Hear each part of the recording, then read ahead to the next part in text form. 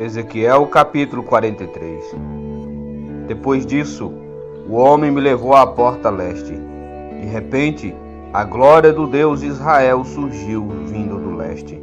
O som de sua vinda era como o rugido de águas revoltas, e toda a paisagem se iluminou com sua glória. A visão era como as outras que eu havia tido, primeiro junto ao rio Quebar, e depois quando ele veio destruir Jerusalém. Prostei-me com o rosto no chão, e a glória do Senhor entrou no templo pela porta leste. Então o Espírito me pôs em pé e me levou ao pátio interno, e a glória do Senhor encheu o templo.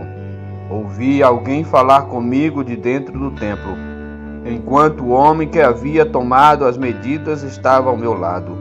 O Senhor me disse: Filho do homem, este é o lugar de meu trono e o lugar onde descanso meus pés. Habitarei aqui para sempre no meio do povo de Israel. Eles e seus reis nunca mais profanarão meu santo nome ao cometer adultério, adorando outros deuses, ou ao honrar relíquias de reis que morreram. Puseram os altares de seus ídolos ao lado de meu altar, com apenas uma parede entre mim e eles. Profanaram meu santo nome com este pecado detestável. Por isso os consumi em minha ira. Agora que deixem de adorar outros deuses e honrar as relíquias de seus reis, e eu habitarei no meio deles para sempre. Filho do homem, descreve para o povo de Israel o templo que lhe mostrei, para que eles se envergonhem de todos os seus pecados, que eles estudem a planta do templo e fiquem envergonhados de tudo o que fizeram. Descreva-lhes todas as especificações do templo, incluindo as entradas e saídas, e todos os outros detalhes. Fale de seus decretos e suas leis. Escreva todas essas especificações e todos esses decretos diante do povo, para que se lembrem deles e obedeçam. E esta é a lei do templo. Todo o alto do monte onde está o templo é santo. Sim, esta é a lei do templo. Estas são as medidas do altar. Há uma calha ao redor de todo o altar com 50 centímetros de profundidade e 50 centímetros de largura, com uma borda de 23 centímetros à sua volta.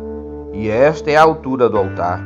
Da calha ao altar se eleva 1 metro, até uma borda inferior ao redor com 50 centímetros de largura. Da borda inferior o altar se eleva por 2 metros até a borda superior, que também tem 50 centímetros de largura.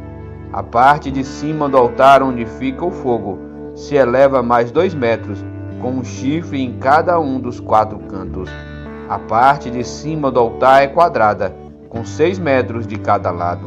A borda superior também forma um quadrado, com 7 metros de cada lado, uma calha de 50 centímetros e uma saliência de 50 centímetros ao redor da borda. Há degraus do lado leste do altar.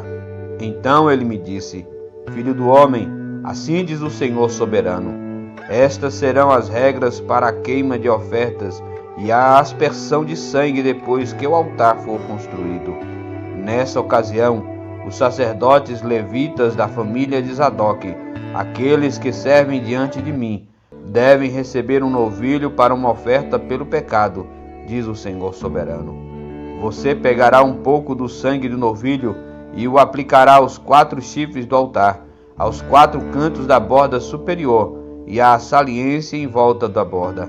Com isso, purificará o altar e fará expiação por ele. Em seguida, pegará o novilho para a oferta pelo pecado e o queimará no lugar indicado, fora da área do templo. No segundo dia, apresentará como oferta pelo pecado um bode sem defeito. Em seguida, purificará o altar e fará expiação por ele novamente, como fez com o novilho. Quando tiver terminado a cerimônia de purificação, apresentará outro novilho sem defeito e um carneiro perfeito do rebanho. Você os oferecerá ao Senhor, e os sacerdotes espalharão sal sobre eles e os apresentarão como holocausto ao Senhor. Todos os dias, por 7 dias, você apresentará um bode, um novilho e um carneiro do rebanho como oferta pelo pecado. Nenhum desses animais deve ter qualquer defeito. Fará isso todos os dias, por 7 dias, para purificar o altar e fazer expiação por ele, e desse modo separá-lo para o uso sagrado. No 8º dia, e a cada dia depois disso, os sacerdotes oferecerão no altar os holocaustos e as ofertas de paz do povo. Então eu aceitarei vocês. Eu, o Senhor soberano, falei.